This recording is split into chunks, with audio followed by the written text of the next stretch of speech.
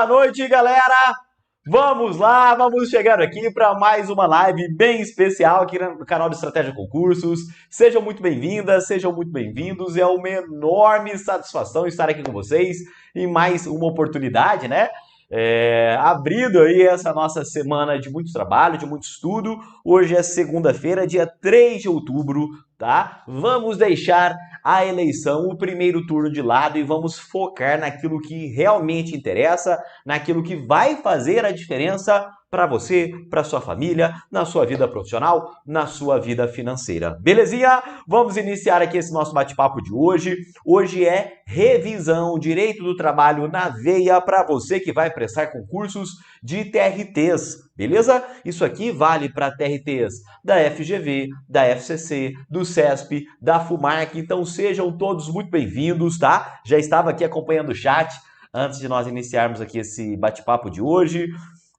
Agora estou vendo aí, boa noite aí a Manu, Ângela Elaine, valeu, boa noite, Bruno Vinícius, Vilma, opa, obrigado aí pelas suas palavras, Vilma, muito obrigado, maravilha, bondade sua, Paula Fontes, Foco Total, Ângela, bora da Lark, é isso aí, obrigado aí, pessoal, deixem um like, curtam aqui essa nossa transmissão, tá?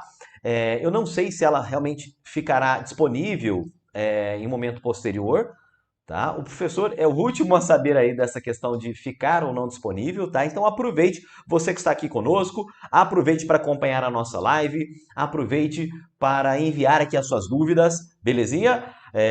Frank Montiel, vamos, Patrícia, olá, Mariana, Eduardo Gomes, Ana Paula Assis, Lu Florenzano, Luiz Antônio, bora, bora, show de bola, Odimar, Lucas Custódio, Vilma novamente, Ivor Luiz, Antônio Marcos Guimarães, meu xará, um grande abraço aí, Antônio.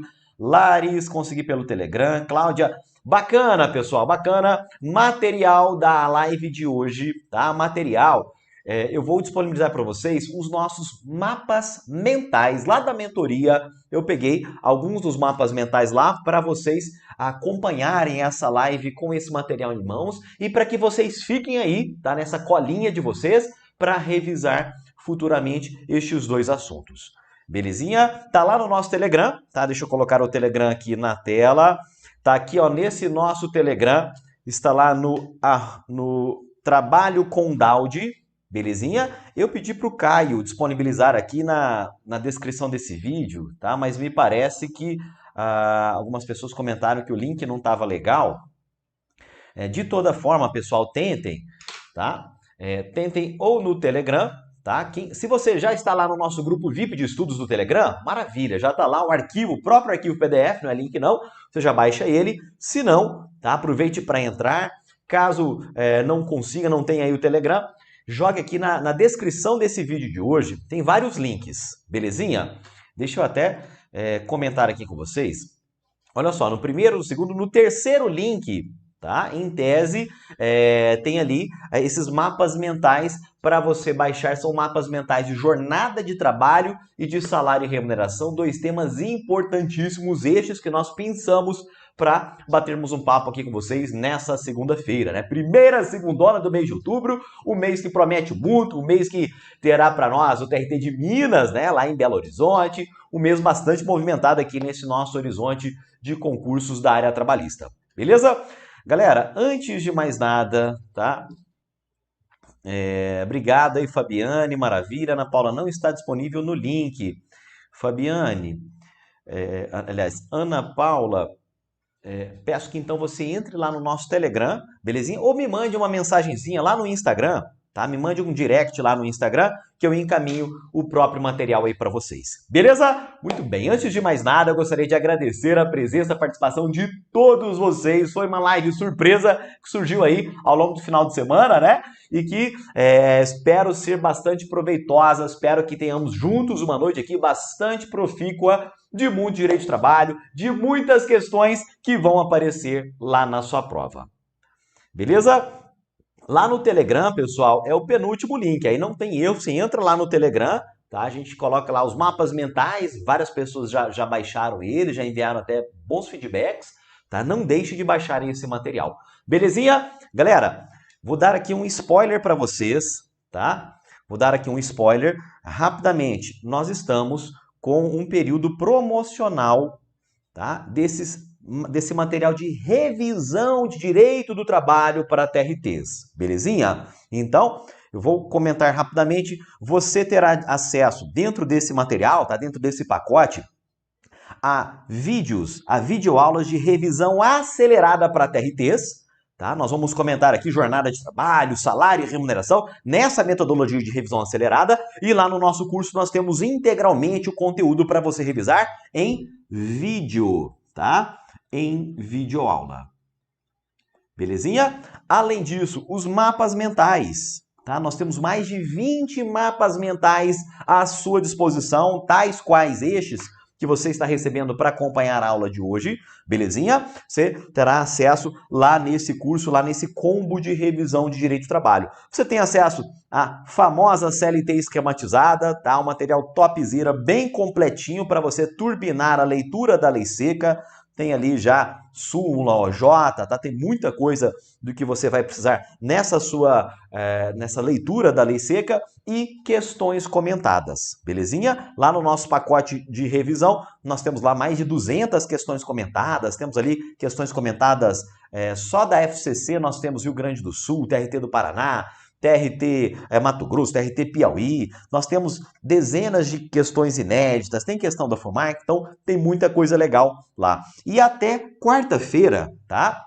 Até quarta-feira, a nossa Constituição faz aniversário, tá? Dia 5 de outubro, e é o último dia para você adquirir com desconto, com 40% de desconto, esse pacotão, belezinha? Você, para fazer jus a esse 40% de desconto, utilize aqui esse hashtag, tá? Gabaritando esse cupom, gabaritando 40, para você acessar esses 40% de desconto, tá? Até quarta-feira, e aí vai sair por R$ 2,99 ou 12 de R$ 24,95. Belezinha? 12 de R$ 24,95. Mas, dito isso, pessoal, nós vamos aqui realmente agora ao que interessa, revisão acelerada de direito do trabalho para TRTs. Meus amigos, quando a gente fala aí, sim, deixa eu só, onde eu posso adquirir, Caroline, rapidamente, tá? Aqui na descrição desse vídeo, vai ter aqui o primeiro link, tá? Mentoria de Direito do Trabalho, gabaritando nas provas de TRTs. Você entra nesse primeiro link, clica e joga ali gabaritando 40, para você já acessar esse desconto, parcelar, pagar ali no boleto, se for o caso, e já desfrutar desse material. O material já está 100% disponível lá na plataforma do Estratégia. Belezinha? Dito isso, pessoal, olha só, nós estamos falando aqui de revisão acelerada, tá? Por que dessa palavrinha acelerada, né? Revisar, você já sabe, a gente vai ver novamente os conteúdos estudados, mas nós vamos vê-los de maneira mais rápida, de maneira mais otimizada. Por quê? Porque eu quero que em um curto espaço de tempo você seja capaz de estar em contato com as principais regras da CLT, da jurisprudência do TST, que serão exigidas na sua prova. Então a ideia é enriquecer, é trazer qualidade, é trazer eficiência a esse processo de revisão, tanto por meio dessas videoaulas, tá? Nós temos ali videoaulas para todos estes principais assuntos de direito do trabalho, como também por meio dos mapas mentais. Tá? O mapa mental é um material muito legal para você conseguir fazer a sua revisão ativa. Né? Revisão ativa é aquela revisão que consegue um nível de retenção, um nível de manutenção daquele conteúdo na sua mente muito maior, tá? Para que você realmente tenha aquela informação disponível para marcar o X no local correto lá no dia da prova. Beleza? Eu costumo dizer que direito do trabalho não é uma matéria difícil, tá? Mas é uma matéria que vai exigir muita decoreba, muita memorização, vai exigir que você esteja afiado nas regras, nas exceções, nos prazos e que você tenha ali capacidade de aplicar essas regras. Em várias provas da FCC, por exemplo, a banca vai cobrar uma certa maturidade na aplicação desses conceitos. Ela vai exigir que você saiba que o adicional de periculosidade, por exemplo, ele incide somente sobre o salário base e não sobre o salário mínimo, muito menos sobre todas as parcelas salariais. Então, você vai ser testado também em relação a essa desenvoltura na aplicação desses conteúdos, desses conhecimentos. Belezinha? Olha só, deixa eu só comentar aqui com vocês, tá? Então, a ideia dessa revisão acelerada é trazer mais conteúdo em menos tempo, né? A gente sabe que essa reta final de TRTs, tá? Essa reta final de TRTs, ela exige bastante, né, para quem está chegando agora no direito do trabalho, vai exigir sim um bom tempo à disposição. A ideia é encurtar esse caminho. Só antes de avançar, pessoal, quando a gente estuda ali gestão de conhecimento, aprendizado acelerado, e até recorrendo lá à ciência da psicologia, né? Quem é psicólogo aí vai se lembrar, existe um framework muito utilizado na psicologia, na área de gestão de conhecimento de um modo geral, que vai medir o nível de conhecimento e nível de desconhecimento do indivíduo em relação a vários assuntos. Beleza? Então, olha só, pessoal. Aqui, vamos imaginar que aqui nós temos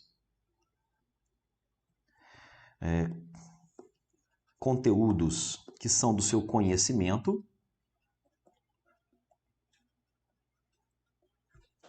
tá?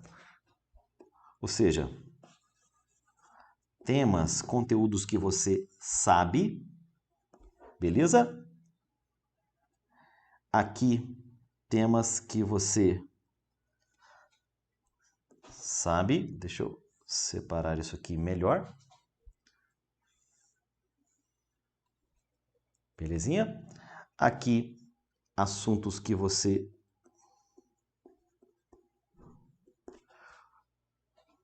não sabe. Olha só, isso aqui vai ficar mais claro quando a gente começar a trazer exemplos. Aqui, pessoal, nesse primeiro quadrante aqui, nós temos aqueles assuntos que você sabe que você sabe. Belezinha? Aqui nós estamos dentro da sua zona de conforto. Você domina aquele assunto e você tem consciência de que você sabe aquele assunto. Belezinha? Agora, logo aqui, pessoal, nós temos aqueles assuntos que você não sabe que sabe. Ah, Daldi, preciso me preocupar com isso aí? É algum assunto? Sabe aquela regrinha que você em algum momento já estudou, já se deparou com ela e você acabou já internalizando ela, tá? Você sabe, se aquilo ali cair na sua prova, você vai matar, tá? Vai talvez ali ficar um pouquinho em dúvida, porque você não tem uma consciência tão grande como dentro aqui da zona de conforto, mas você vai matar aquele conteúdo lá no dia da prova, porque você, apesar de não ter essa consciência, você sabe realmente, você conhece sobre aquele assunto, tá? Nós temos ainda os assuntos que você sabe que não sabe. Ah, Daldi, eu comecei já a estudar a matéria, tá? Eu estou estudando ali salário e remuneração, mas tem aquela parte lá de equiparação salarial que eu ainda não estudei, tá? Tem aquela parte lá de prescrição, Daldi, que se cair uma questão na minha prova, eu não vou saber, porque eu sei que eu não domino aquilo. Beleza, você está administrando isso aqui, tendo tempo, você vai encaixar ali, vai alocar uma janelinha de tempo para atacar isso aqui. Agora, o quadradinho mais perigoso é esse aqui, pessoal. São aqueles assuntos que você não sabe que não sabe. Belezinha? Aqui é o quadrante mais perigoso, tá? Aqui são aqueles assuntos que vão gerar, sim, uma surpresa quando a gente se depara com eles, tá? E o ideal é que a gente se depare, que a gente tenha essa surpresa, não no dia da prova, tá? Não no dia da prova, mas em algum momento antes da prova, seja por meio de simulado, seja por meio de questão, seja por meio de leitura da lei seca, tá? Isso aí, ler a CLT, ler a lista de súmulas e de OJs consolidadas do TST, Tá? Então, rapidamente, só um ponto aqui para a gente pincelar quanto à gestão de conhecimento, quanto ao aprendizado acelerado. E dito isso, pessoal, a nossa ideia aqui, tanto por meio, né, desse curso de revisão, como por meio das nossas videoaulas aqui, é buscarmos aumentar aquele quadradinho ali da zona de conforto, né? A gente trazer cada vez mais conteúdos para dentro daquele quadradinho da zona de conforto, esvaziando ali aqueles outros conteúdos e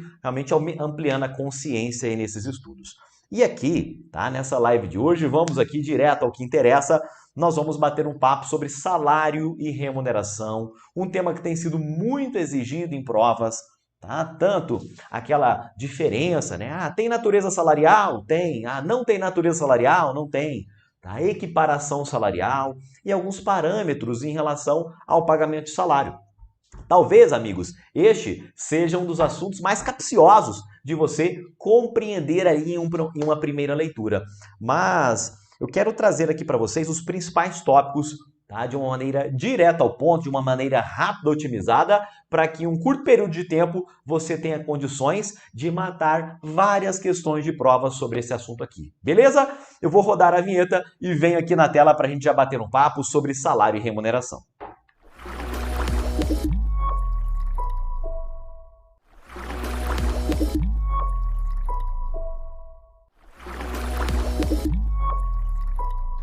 Muito bem, galera, salário e remuneração, o que você precisa saber para fins de prova, o que tem de mais importante aqui. Em primeiro lugar, pessoal, nós precisamos diferenciar salário e remuneração e você vai se lembrar que salário, pessoal, opa, minha mão nem alcança lá, mas você vai se lembrar que lá na bolinha azul salário, tá? Eu tenho salário lá e eu tenho a remuneração aqui. Você vai se lembrar que a remuneração é a soma do salário mais as gorjetas recebidas pelo empregado. Bacana? Então, se pintar uma questão de prova dizendo, olha, salário e remuneração são termos que se confundem, podendo ser utilizados como sinônimo, errado, tá? Porque você vai se lembrar aqui dessa equação e você vai se lembrar que há algumas características que diferenciam o salário da própria remuneração. Olha só, o salário, meus amigos, ele tem uma natureza de retribuição. O empregado recebe o salário, não é porque ele é bacana, ele é bonito, ele torce para o Corinthians, ele votou no partido A, B ou C, não. É uma forma de retribuir, é uma contraprestação pela força de trabalho que ele entregou ali naquele mês. Belezinha? Outra característica particular do salário é que ele é pago diretamente, amigos, pelo empregador. Como assim, Daldi? Galera, quem faz o Pix do salário para o empregado é o empregador. Quem coloca a mão no bolso no final do mês e paga o empregado diretamente é o empregador. Não é uma outra pessoa, tá? Agora a gorjeta não. Quando você vai lá num bar em Belo Horizonte, você vai ali num restaurante em São Paulo e no final da conta, no final ali da refeição, né? Daquele happy hour, você pede a conta e vem ali a gorjeta. Galera, a gorjeta, ela não é paga diretamente pelo empregador ou empregado. A gorjeta é dada por uma outra pessoa, por um terceiro, por alguém que está de fora da relação de emprego. Belezinha? Então, essa característica de ser paga diretamente pelo empregador como retribuição diferencia o salário da própria gorjeta. E tem uma terceira característica que vale a pena nós comentarmos, é que parte do salário, tá? Parte do salário pode ser paga em utilidade. Como assim, Daldi? Nem todo salário é grana, nem todo salário é dinheiro? É isso mesmo, pessoal. Nós vamos perceber que é possível mesclar. O salário tem essa natureza complexa, tá? Eu posso pagar aqui R$2.000 de salário, mais uma determinada utilidade, mais uma determinada prestação in natura. A CLT exige apenas que 30%, né, se o empregado recebe ali a base do salário mínimo, pelo menos 30% seja pago em dinheiro. Belezinha? Então anote essas três características particulares do salário, tá? Você vai se lembrar que a gorjeta, seja a gorjeta espontaneamente dada pelo cliente, seja aquela gorjeta que vem cobrada na nota de consumo, qualquer delas tanto faz, tá? Elas não fazem parte do salário.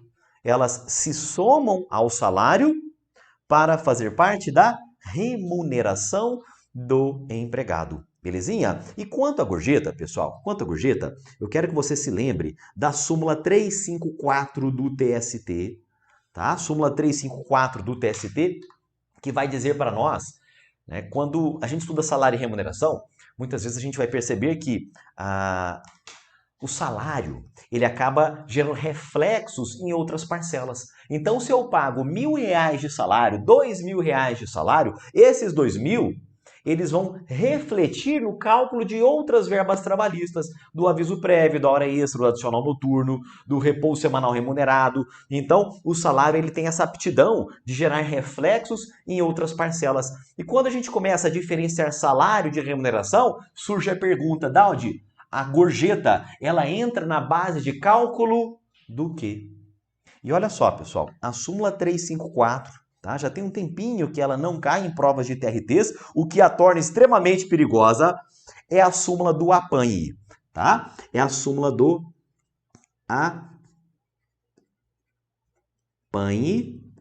apanhe do senhor, tá? Porque a gente vai perceber que existem 4 parcelas, tá? Que são o aviso prévio, o adicional noturno, a hora extra e o descanso semanal remunerado, belezinha? Apanhe do senhor. Nestas 4 parcelas, a gorjeta ela não vai entrar. Belezinha? Então você vai lembrar ali do apanho do senhor para se lembrar dessas diferenças entre verbas que recebem o reflexo do salário, verbas que recebem o reflexo das gorjetas e, portanto, da remuneração.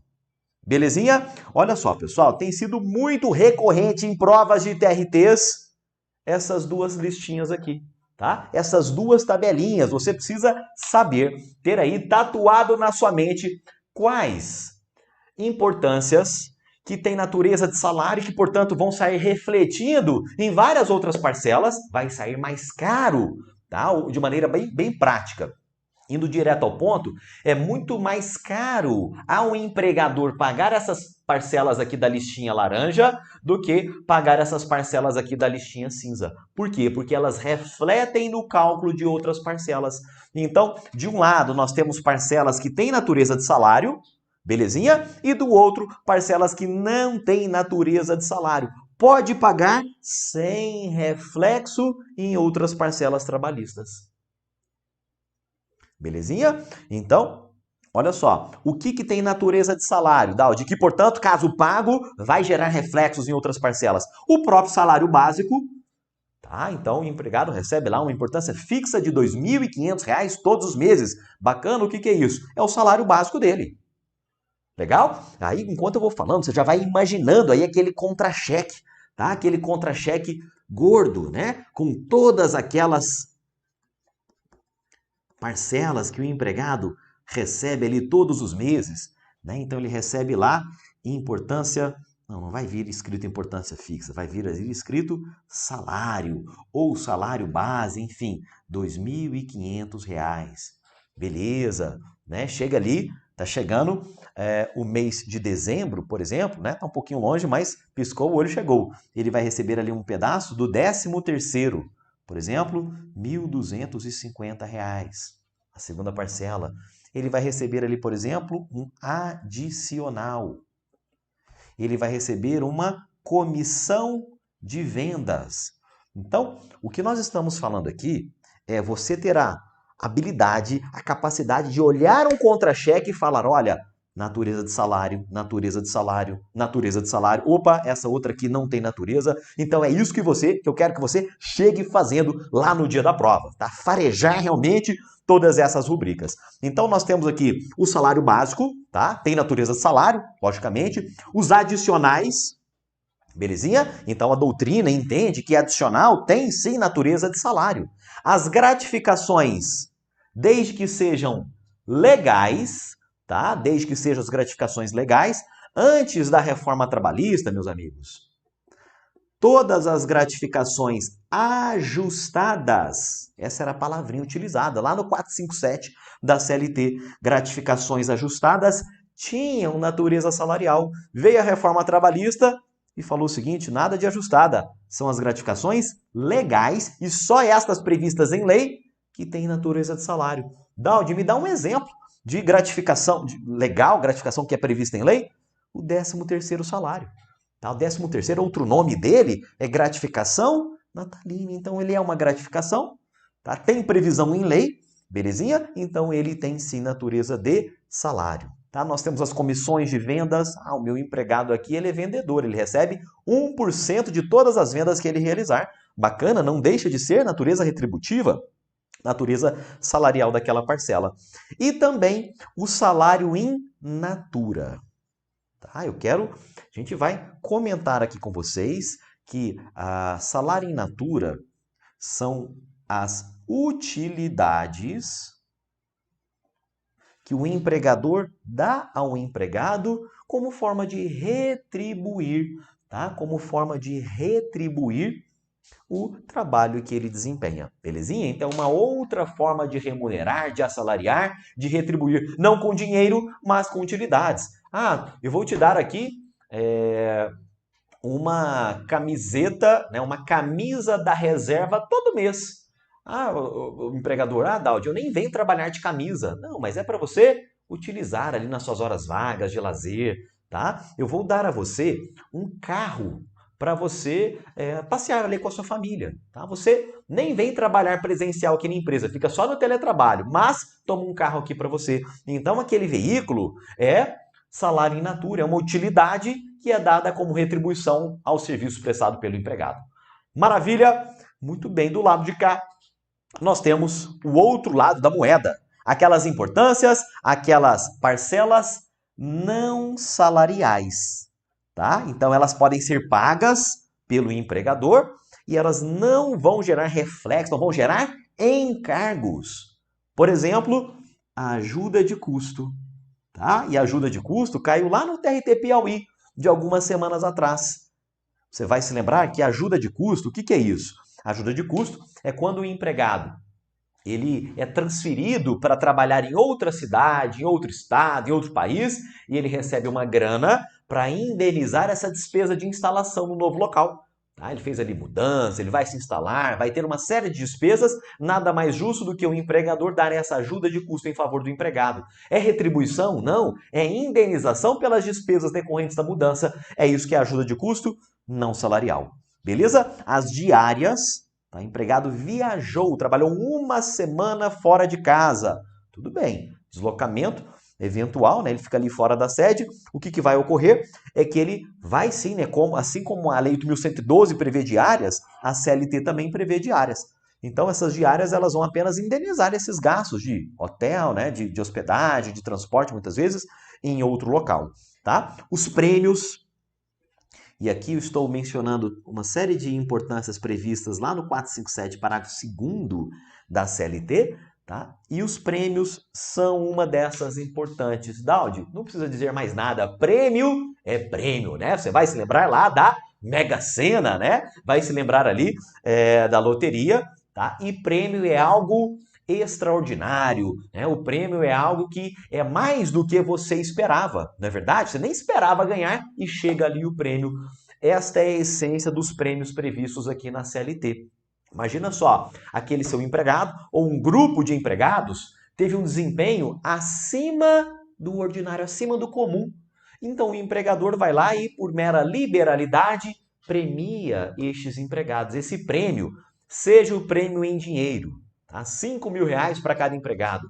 Seja o prêmio na forma de bens, na forma de serviços, tá? Vou dar uma viagem para, depois que passar o furacão, né? Para Punta Cana, vou dar uma viagem lá para Cancún, para Flórida, tá? Para este empregado é prêmio na forma de serviços, isso não tem natureza salarial, belezinha? Inclusive, mesmo ser concedidos habitualmente, tá legal? Também não tem natureza salarial os intervalos não concedidos. Como assim? Olha só, percebam que aqui a gente já vai aproveitando para revisar outros assuntos. Tá? Você vai se lembrar do artigo 71, parágrafo 4º da CLT, diz o seguinte: se o empregado ele tinha 1 hora de almoço e o empregador descumpre e não concede essa 1 hora, concede menos, ele vai precisar indenizar a parte não concedida com o adicional de 50%. Belezinha? Essa não concessão ela é convertida em indenização. Indenização é a parcela não salarial. Beleza? O auxílio alimentação, tá? Desde que não seja pago em dinheiro. Tá? Isso aqui caiu lá no TRT do Mato Grosso, da FCC. Tá? Ele não tem natureza salarial. Os abonos, tá? A PLR, a participação nos lucros ou resultados. Imagina só, você é empregado do Estratégia Concursos. Beleza, o Estratégia prevê ali nas suas normas que os empregados vão ter direito a X salários, tá, de acordo com o nível de lucro que o Estratégia der ali no final do ano. Belezinha? Então, essa participação dos empregados nos lucros, nos resultados da empresa, isso aí é desvinculado da remuneração. A própria Constituição assim prevê, a lei da PLR assim prevê, tá? Então o PLR é também uma parcela desprovida de natureza salarial. As próprias gorjetas. Ah, Daldi, como assim a gorjeta? Você acabou de dizer que gorjeta é remuneração. É isso mesmo. Olha só. Eu vou me lembrar aqui lá da engenharia, tá? A gorjeta, ela tá fora do salário. Gorjeta faz parte da remuneração? É verba remuneratória? É. Mas é verba salarial? Não. Ela fica fora do salário porque o salário é pago diretamente pelo empregador. Quem paga a gorjeta é um terceiro, tá? O mesmo raciocínio vale para as gueltas. As gueltas, elas caem pouco em prova, tá? Elas aparecem pouco em prova. A guelta, pessoal, ela é utilizada muito no ramo farmacêutico. Tá? Sabe quando você chega ali na farmácia? Você está ali com aquela... E concurseiro muitas vezes tem ali dor nas costas, tá? Eu tive muita dor nas costas na minha época de concurseiro. Tem ali dor de cabeça naquele período de seca, enfim, faz parte, né? Você chega lá na farmácia, vai comprar o seu medicamento e fala, olha, eu quero o medicamento da marca A. Beleza? Da farmacêutica A, porque eu estou acostumado, né? Minha mãe comprava, meu pai, agora eu só tomo dele. E aí chega o vendedor lá da farmácia, ele chega para você e fala, olha, eu tenho aqui o genérico X, eu tenho da marca tal. Tá? E o que acontece? Muitas vezes ele vai ganhar uma guelta por estar vendendo aquele remédio para você. Quem está pagando aquela guelta a ele? É a própria farmácia? Não.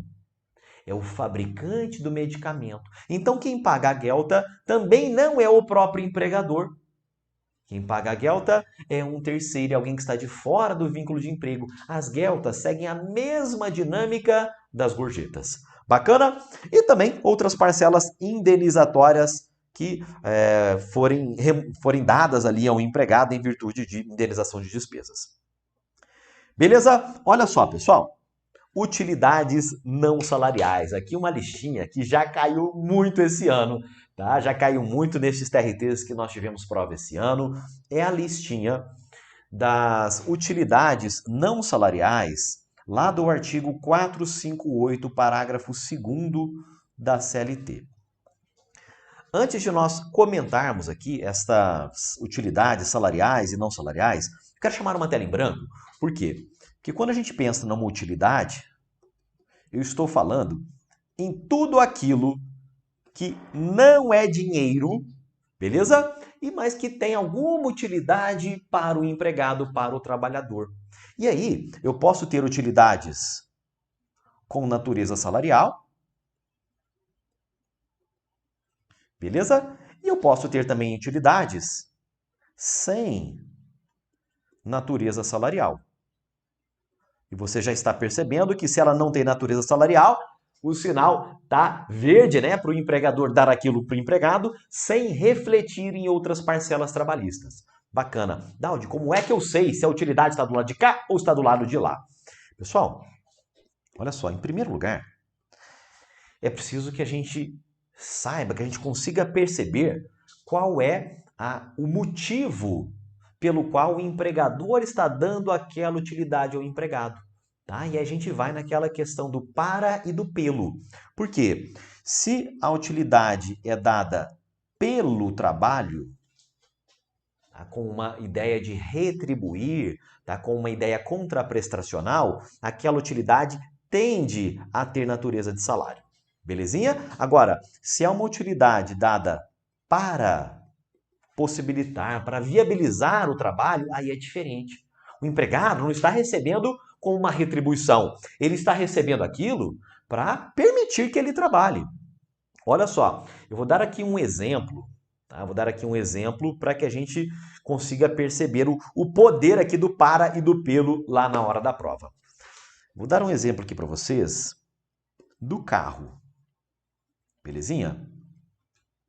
Então imagina só que o empregador deu um carro, tá? Deu um carro ali para o empregado. Ah, Daldi, seu carro não tá legal, pessoal. Por isso que eu tenho que dar aula, né? Porque vocês já viram que a minha habilidade não é de desenho, né? Mas olha só, imagina que o empregador, tá? Ele deu um carro para esse empregado aqui e deu um carro para esse outro empregado de lá.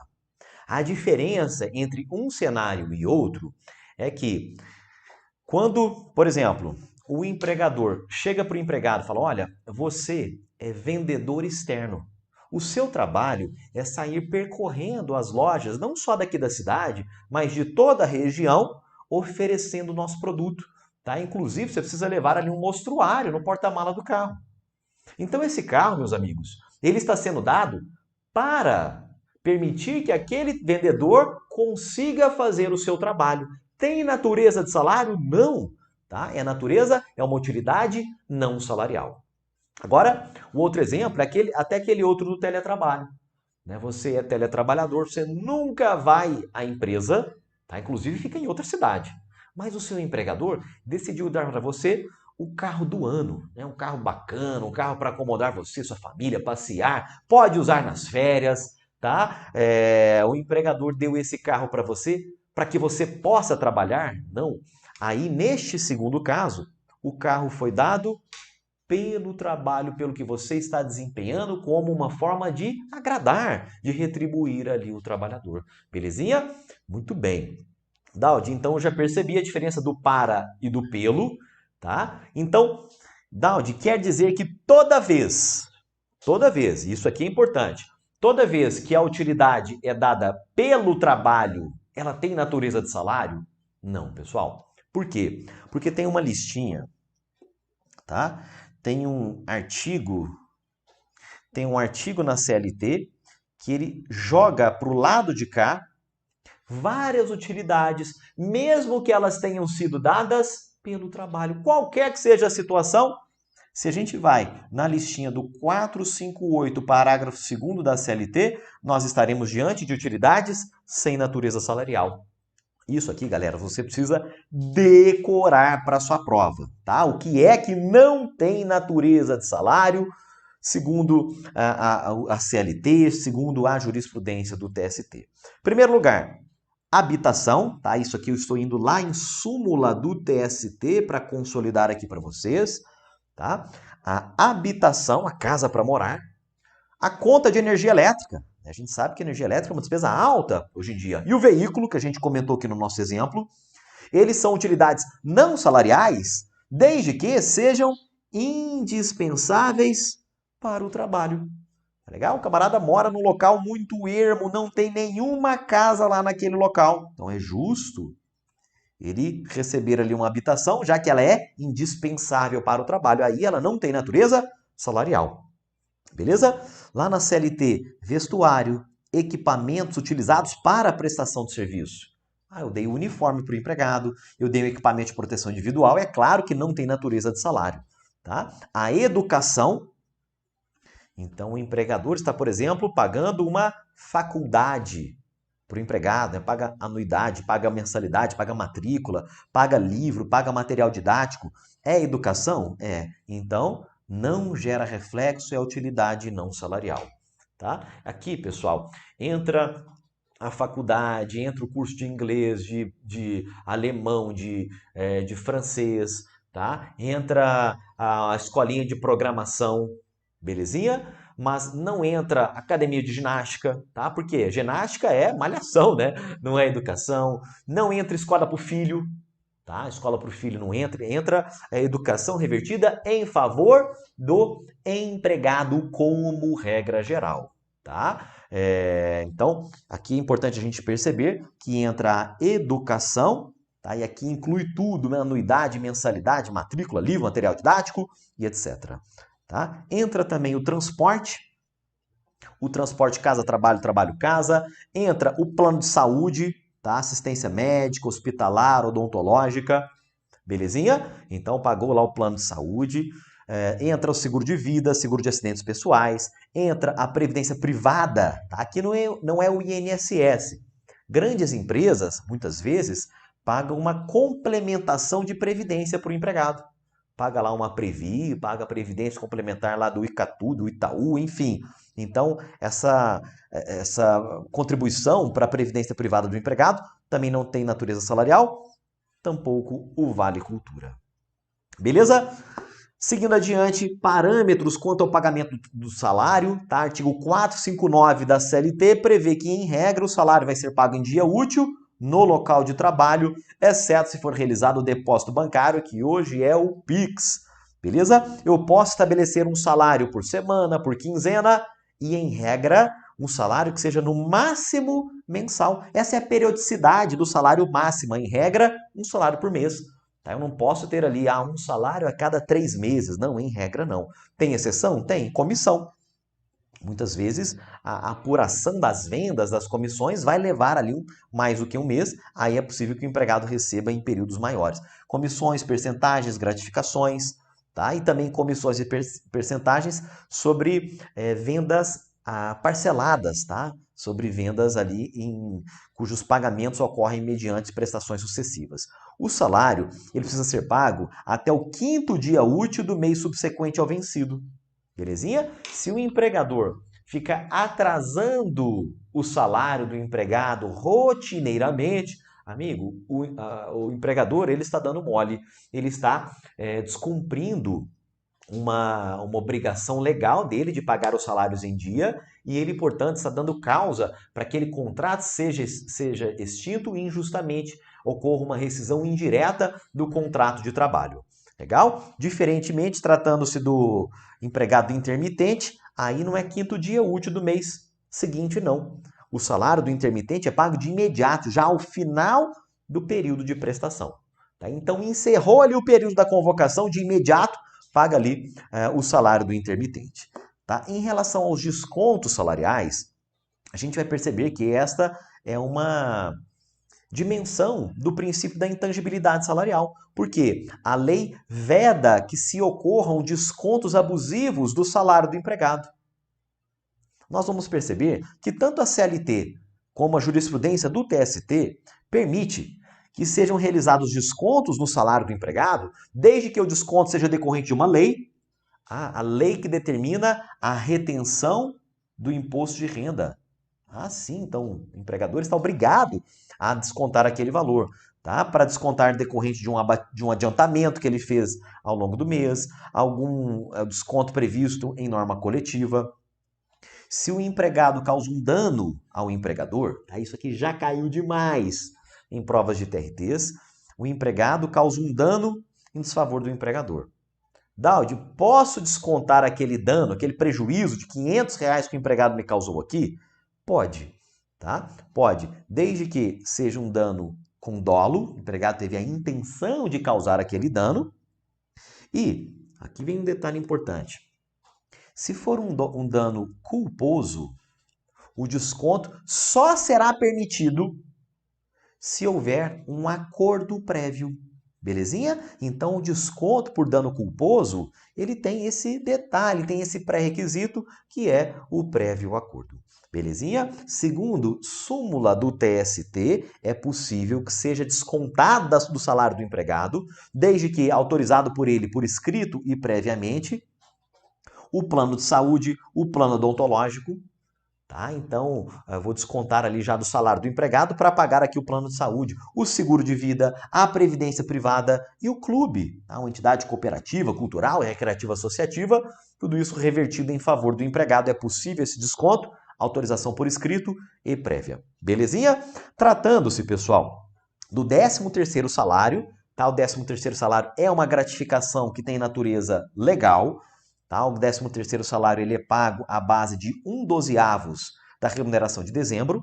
Tá? Então, se lá em dezembro o empregado estava ganhando uma remuneração de R$ 12.000, uma baita de uma remuneração, né? Eu vou dividir essa remuneração de dezembro por 12, tá? E a cada mês de serviço naquele ano que ele trabalhou, eu vou pagar ali um dozeavos dessa remuneração de dezembro. Se ele trabalhou um mês, uma fração de 15 dias ou mais em determinado mês, mesmo que ele não tenha trabalhado o mês integralmente, eu já conto como se fosse mês cheio para fins de 13º.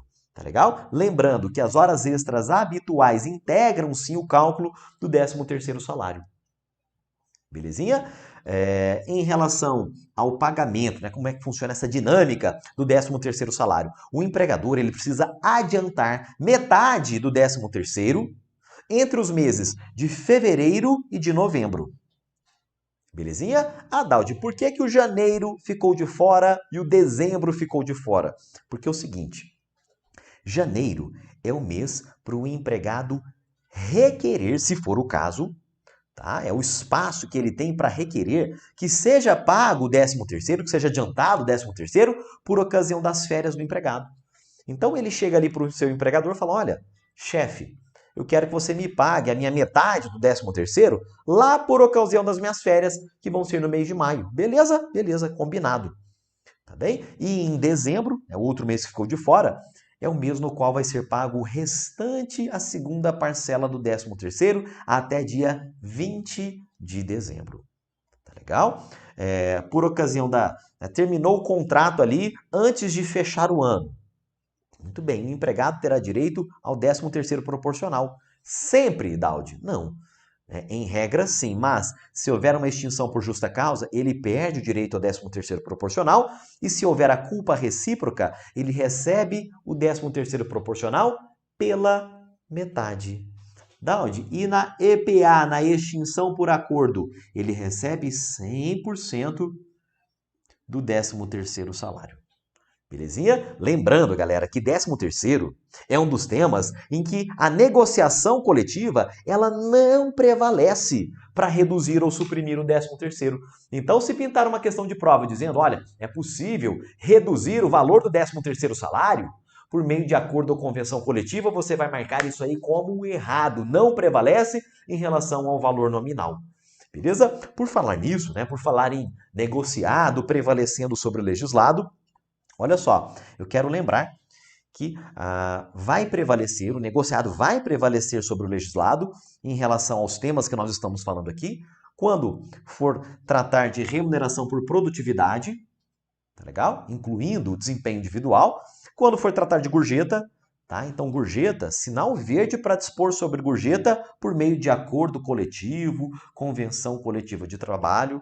São assuntos em que a negociação tem um protagonismo muito forte. Prêmios, tá? Prêmios em bens ou em serviços. A própria PLR, tá? Que a gente comentou, é uma importância não salarial. E em relação a ela, o negociado vai prevalecer e também sobre o plano de cargos e salários. Beleza? Para a gente fechar aqui esse bloco sobre salário e remuneração, um tema que já foi bastante exigido esse ano em provas da FCC, que é a equiparação salarial, lá do artigo 461 da CLT.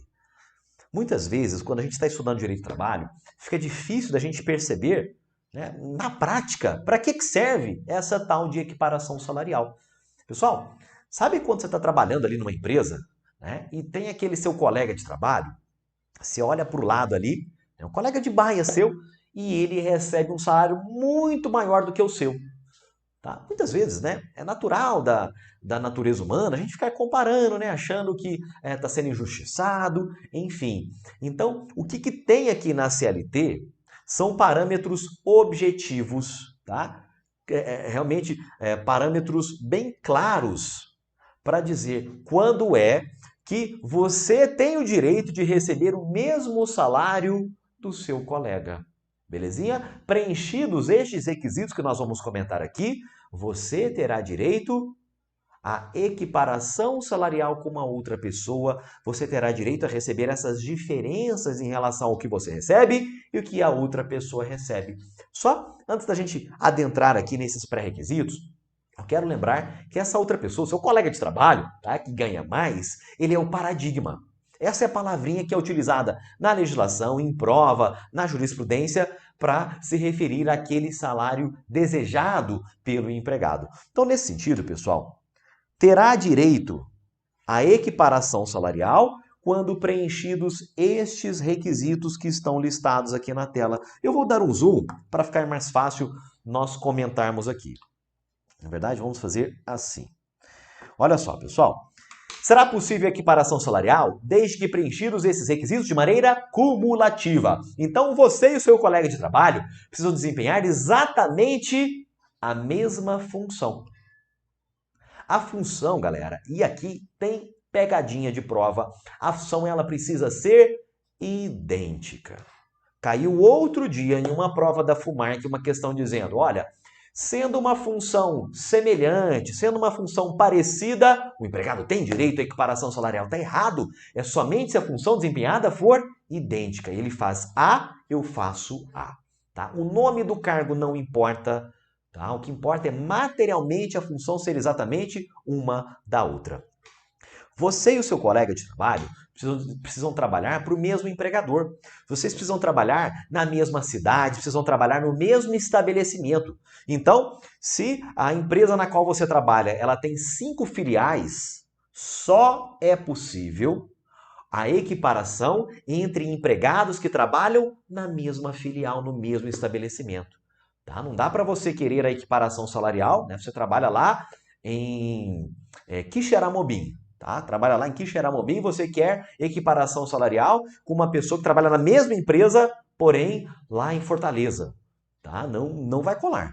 Tá? Exige-se que se trabalhe no mesmo estabelecimento. E tem um outro detalhe. É necessário que você e o seu colega de trabalho tenham a mesma produtividade. Você faz 10 processos por mês, o seu colega faz 10 processos por mês. A perfeição técnica de um de outro precisa ser a mesma, tá? Ou seja, a qualidade do trabalho de um de outro precisa ser a mesma. E além disso, isso aqui é onde pega na hora da prova, os 2 e os 4 anos. Imagina só, o seu colega, ele tem 20 anos de empresa, tá? 20 anos que ele já está ali naquela empresa, só naquela função que ele está hoje já tem 5 anos. E você entrou agora. Você acabou de ser contratado e já quer o mesmo salário do seu colega. Pode isso, Arnaldo? Não. Tá? Por quê? Porque a equiparação salarial só vai ser possível quando a diferença de tempo entre você e o seu colega de trabalho ela for inferior a 4 anos, quando a gente está falando de trabalhar ali no mesmo emprego. Tá? Então, os dois têm ali tempo de casa, tempo de emprego. A diferença desse tempo de emprego de um e de outro tem que ser menor do que 4 para ser possível a equiparação. E na função, tá? Eu trabalho como auxiliar auxiliar administrativo, auxiliar contábil. Nessa função, a diferença de tempo de um para outro tem que ser inferior a 2 anos. Belezinha? 4 no emprego, 2 na função. Isso aqui também já caiu agora esse ano, a contemporaneidade no exercício da função. Daldi, o que é isso, pelo amor de Deus? Pessoal, em algum momento, você e o paradigma, tá? Você e o seu colega de trabalho, vocês têm que ter trabalhado lado a lado. Não dá para ele ter trabalhado o ano passado e você ter começado a trabalhar ali esse ano. Em algum momento, vocês têm que ter sido colegas de trabalho efetivamente contemporâneos ali naquele trabalho. Beleza? Nesse sentido, veio a reforma trabalhista, tá? E tudo que está em vermelhinho aqui nesse nosso diagrama é novidade da reforma trabalhista. Veio a reforma trabalhista e vedou a chamada equiparação em cadeia. Antes, era possível fazer o seguinte, olha, eu tinha aqui o empregado A, tá? E eu tinha aqui o empregado B e o empregado C. E o que acontecia antes? O empregado B provava todos esses requisitos em relação a C. E ele conseguia a equiparação salarial em relação ao C. O C é o paradigma do empregado B. Belezinha? E vinha o A e pegava uma carona nessa equiparação salarial. Tá bem? Ele fazia o seguinte, olha, eu vou tentar provar esses requisitos da equiparação salarial por meio do B. Tá? Então, eu vou fazer uma equiparação em cadeia, em cascata. Isso aí, hoje em dia, é vedado. Belezinha? Dada a contemporaneidade no exercício da função. E tem dois detalhezinhos aqui, tá? Eu vou colocar aqui dois asteriscos vermelhos, que são circunstâncias que impedem a equiparação salarial. Anota isso aqui, se a empresa ela é toda organizadinha ali dentro, ela tem um quadro de cargos e salários, ela tem um quadro de carreira todo organizado, tá? Há um tempo atrás, pessoal, né, assistia lá, estava dentro da engenharia ainda, né, cursando lá minha primeira graduação e assistindo lá as aulas de administração, de gestão de recursos humanos, né, e aí eu ouvi falar pela primeira vez no plano de cargos e salários. É um documento que essas empresas mais organizadas têm, dizendo, olha, o analista júnior ganha R$2.000. O analista pleno, ele precisa ter tanto tempo de casa, ele já ganha R$3.500. O analista sênior vai ganhar R$5.500.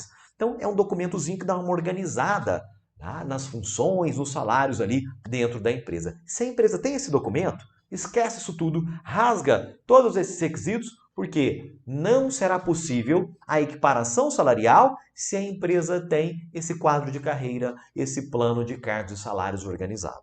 Mesmo que ele não tenha homologação do Ministério do Trabalho. Bacana? E outro detalhezinho, tá? Outro impedimento para equiparação salarial é se o empregado paradigma ele está em readaptação funcional. Por quê? Normalmente, a pessoa que está em readaptação funcional, ela está recebendo um salário maior do que comporta aquela função, porque usualmente é paga para quem está naquela função. Tá? Então, se a pessoa está em readaptação funcional, ela não pode ser tomada como paradigma. E só para a gente fechar aqui, um outro detalhe que já caiu esse ano em prova de TRT, é isso aqui, ó. Havendo discriminação salarial por motivo de sexo ou etnia, o empregador precisa pagar uma multa. Essa multa vai para quem? Vai para o governo? Não, vai para o próprio empregado discriminado. E não foi isso que caiu. O que caiu foi o valor da multa, tá? Essa multa, ela é de 50, é de metade do teto do INSS. Vai dar ali algo em torno de R$3.500. Beleza? Com isso, meus amigos, a gente encerra aqui esse bloco de revisão sobre salário e remuneração dentro aqui da nossa revisão acelerada.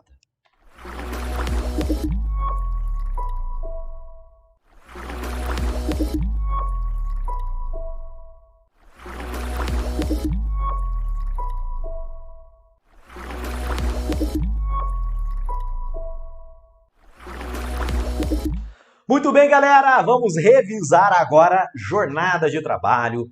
Jornada de trabalho é um dos assuntos mais legais, mais dinâmicos e mais ricos em detalhes aqui do direito do trabalho. Não é à toa que as bancas organizadoras, que o examinador adora cobrar jornada de trabalho em provas de TRTs. Então vem aqui comigo, vamos pescar aqui as principais regras, os principais detalhes quanto a esse assunto.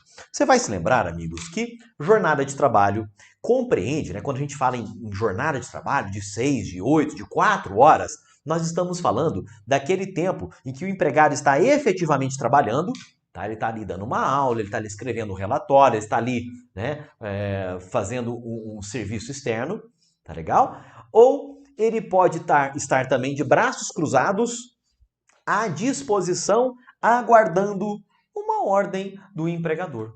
Belezinha? Então, tanto o momento que ele está efetivamente trabalhando, como aqueles momentos em que ele está à disposição do empregador, mesmo de braços cruzados, é computado como sendo jornada de trabalho.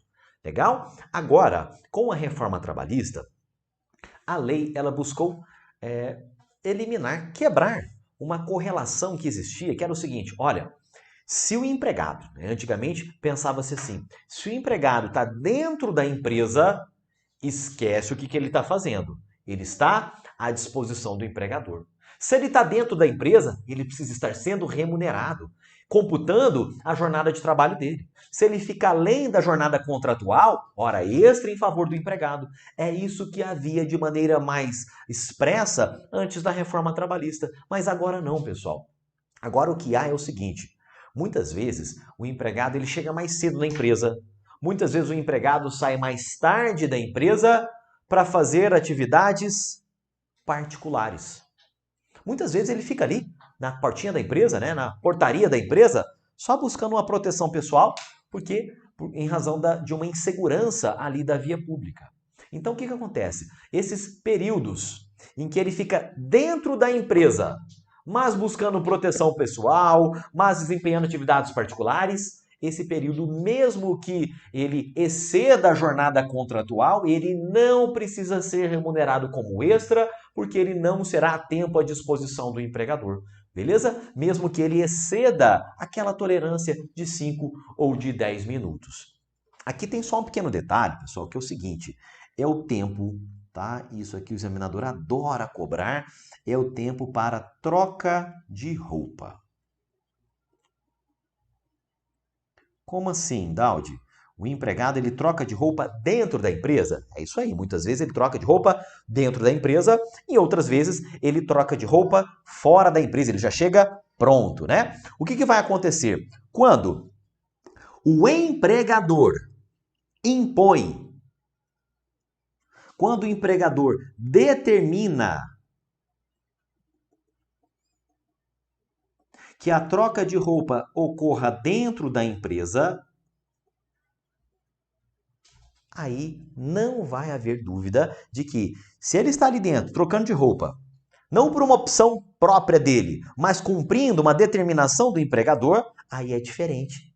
Esse tempo da troca de roupa, mesmo que exceda os 5, os 10 minutos, ele será assim computado como sendo à disposição do empregador. Então, em relação ao tempo da troca de roupa, tudo vai depender se é uma imposição ou não do empregador. Quero aproveitar também, tá? Quero aproveitar também para comentar com vocês e relembrar, refrescar a memória quanto à diferença entre o sobreaviso e a prontidão.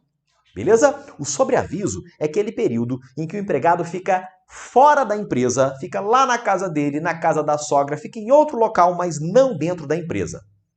Ele é remunerado por isso, porque ele está de sobreaviso. A qualquer momento ele pode ser convocado, ele recebe ali um zap e vai ter que começar ali a jornada dele, vai ter que comparecer à empresa para trabalhar.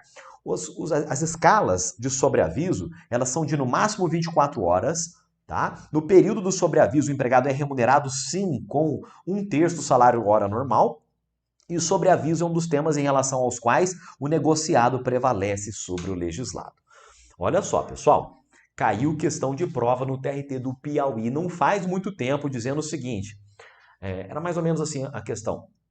O empregado, ele está de sobreaviso, tá? Ele está de sobreaviso e ele recebe adicional de periculosidade. Beleza? Ele recebe ali o adicional de periculosidade porque lá onde ele trabalha, ele está exposto a um risco acentuado da sua vida. Muito bem. A pergunta era, no período em que ele está de sobreaviso, tá? Ou em relação ao valor pago em relação ao sobreaviso, vai incidir ou não a periculosidade? E nós temos entendimento do TST dizendo, olha, como no sobreaviso ele não está dentro da empresa, ele está fora da empresa, e fora da empresa não existe a exposição àquele risco acentuado, ele não fará jus àquele adicional. Beleza? Já na prontidão é diferente, porque na prontidão o empregado fica dentro da empresa. Ele fica ali, em uma salinha, em um cantinho de prontidão, aguardando a qualquer momento uma possível convocação. As escalas de prontidão têm o máximo de 12 horas e a remuneração é mais caprichada, 2/3 do salário hora normal. Belezinha? Nós temos, amigos, lá no artigo 4, no artigo 58, tá? Não é 458, no artigo 58 da CLT, aquela tolerância para registro ali do cartão de ponto.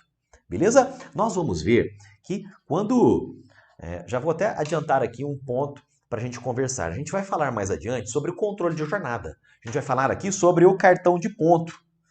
Tá? E quem já foi empregado CLT aí vai se lembrar do cartãozinho de ponto, né? Chegou ali na empresa, bate o ponto. Foi almoçar, voltou do almoço, né? Encerrou o expediente, bate o ponto. O que vai nos dizer o artigo 58, tem súmula do TST aqui também, é que em cada momento que você bate o ponto, em cada registro desse ponto, existe uma tolerância de 5 minutinhos. tá bem? Se você tinha que entrar, por exemplo, às 8 horas, em ponto, e você entrou ali 7h58, ou seja, entrou 2 minutinhos mais cedo, tá? Esses 2 minutinhos estão dentro dessa tolerância de 5 minutos. Então, esses 2 minutinhos, eles não vão ser computados nem como hora extra e nem para penalizar o empregado. Está dentro do tolerado. Tá? Então, a tolerância é de 5 minutos em cada registro e a tolerância ao longo do dia, ela é de 10 minutos. Tá bem? Só lembrando que se nós estivermos diante de atividades particulares, aí é um pouquinho diferente, porque mesmo se o empregado extrapola os 5, os 10 minutos e for atividade particular, aquilo não será computado ali como a jornada de trabalho. Beleza? Olha só, na Constituição Federal, isso aqui é importante, nós temos aquela jornada diária, aquela jornada padrão normal de trabalho, tá? Que será de 8 horas por dia e de 44 horas semanais. Beleza? Facultada a redução e a compensação da jornada. Então você vai gravar aí a jornada normal é de 8 horas diárias e 44 horas semanais. Existe uma outra jornada um pouquinho diferente, que é a jornada de turnos ininterruptos de revezamento. A gente, depois de algum tempo, a gente só fala ali em TIR, tá? Turno ininterrupto de revezamento. Existe, muitas vezes a gente está habituado, com aquela situação mais normal. O empregado chegando à empresa às 8 horas, tirando ali uma horinha de almoço e saindo às 17 horas. Mas a verdade é que existe uma variedade muito grande de atividades econômicas, uma variedade muito grande de situações trabalhistas. Uma dessas situações é justamente o turno ininterrupto de revezamento. É quando o empregado está sujeito a uma escala, tá? E dentro dessa escala de cada empregado, em alguns dias ele trabalha em período diurno, e em outros dias ele trabalha em período noturno. Sabe aquela pessoa que você chega para ela e fala, olha, vamos tomar um chopinho aí, tal dia da semana? E a pessoa fala, poxa, deixa eu ver qual vai ser o horário da minha escala lá nessa quinta-feira. Tá? Ela aí pega o celular ali, pega o calendário, começa a fazer conta para te dar uma resposta se ela vai trabalhar ou não. Então, nessas situações, quando a pessoa está submetida a uma escala de trabalho em que há essa dinamicidade e que necessariamente há uma alternância entre período diurno e período noturno. Alguns dias trabalha de manhã, de tarde, e outros dias trabalha à noite. Para estes trabalhadores, a Constituição previu uma jornada máxima de 6 horas. Tá? Então, um turno máximo de 6 horas, salvo negociação coletiva. Belezinha? A negociação coletiva, aqui neste caso de TIR, pode até aumentar essa jornada, colocar ali uma jornada de 7, de 8 horas. Tá? Lembrando que o padrão, a jornada normal de TIR, é de 6 horas. Belezinha? Nós temos ainda o trabalhador intermitente, tá? Que já despencou em prova de TRT esse ano. O trabalho intermitente é aquele que não tem uma continuidade. Por quê? Há uma alternância de períodos de prestação de serviço e períodos de inatividade. Então, o empregado ele é contratado não para trabalhar, mas para ficar aguardando uma eventual convocação. Se o empregador precisa, convoca. Se o empregador não precisa, não convoca. O empregado fica lá tranquilo, numa boa. É claro que se ele não trabalha, ele também não recebe. É da dinâmica do trabalho intermitente. Então, grave aí, trabalho intermitente é aquele em que não há continuidade. Bacana? Eu tenho ainda o bancário. Tá? O bancário está lá no 224 da CLT. O bancário é aquela pessoa que trabalha, em regra, 6 horas diárias e 30 horas semanais. Tá? Porque normalmente o bancário trabalha ali de segunda a sexta, 5 dias na semana, 6 vezes 5 vai dar 30 horas por semana. Esse é o bancário padrão, vamos colocar assim, o bancário que não tem nenhuma função de confiança. Tá? Por quê? Porque se o bancário tem ali, se ele é gerente, por exemplo, de relacionamento, ele é gerente de contas pessoa física, gerente de cadastro, tá? Aí ele vai estar submetido a uma outra jornada. Se ele for o gerentão da agência, né, o gerente geral da agência, é outra jornada, tá? Mas o bancário padrão, 6 horas ao dia, 30 horas por semana. Eu tenho ainda o trabalhador em mina de subsolo, trabalha lá embaixo do solo, né, na mina, buscando ali a obter ali, né, algum metal precioso, né, alguma substância. Jornada também mais reduzida do que essa padrão, 6 horas diárias, porém 36 semanais. Trabalhador da área da telefonia também, 6,36. Jornalista profissional, tá? O jornalista ele tem uma situação diferenciada na CLT, 5 horinhas diárias por jornalista, prorrogáveis para até 7 horas via acordo escrito. Eu tenho um operador de cinema, tá? Naqueles cinemas antigos, né? Em que tinha ali a cabina de projeção, enfim, é algo que é diferente da nossa realidade hoje, mas ainda consta lá da CLT. E o operador de cinema, jornada de 6 horas diárias, 5 horas de cabina, fazendo ali a projeção, e 1 hora para limpeza e lubrificação.